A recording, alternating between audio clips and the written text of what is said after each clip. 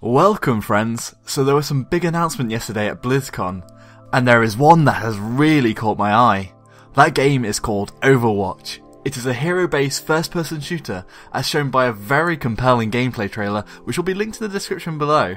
It looks like a cross between a MOBA, Quake, Team Fortress 2, with some of Blizzard's visual flair mixed in for good measure, and boy George does it look like a fantastic mashup. Also, if anyone hasn't already, I would strongly advise watching the cinematic trailer.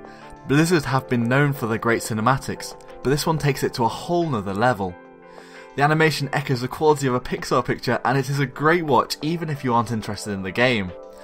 There are currently 12 confirmed heroes for the game, and each one brings something new and individual to the team. The Tracer can travel back to a spot she was at previously, making her very slippery indeed.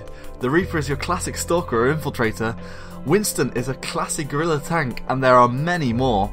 This is where I think the most potential of the game lies. Very much like a MOBA, the mixing and matching of heroes can completely change each game and how it is played.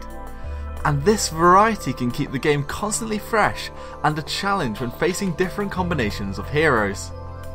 3 maps are also confirmed alongside the 2 game types, which each belong to.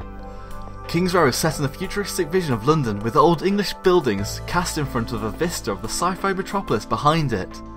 The payload game type looks very similar to the same named one in Team Fortress 2, where you move a bomb across a map to an enemy objective. Then there is the point capture mode, where one team defends and one team attacks. The defenders have to hold their points till the time runs out. The first map shown is called Anubis, set in Egypt, and the second Hanamura in Japan, both having traditional flares of their respective cultures, like sandstone buildings in Egypt and classical Japanese castles or shiro. There isn't masses of information to go off yet, but there seems to be quite fixed roles for each character, but how much these will factor into the game I'm not too sure. There is offensive, tank, defense and support. It will be interesting to see whether it is essential to have one on a team of each or not, or if mixing roles will be allowed.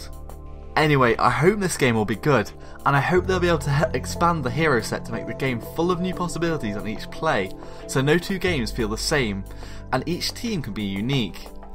There is a link to the beta signups and the trailers in the description. All aboard the hype train! If anyone was wondering, the background gameplay is another Blizzard game called Hearthstone.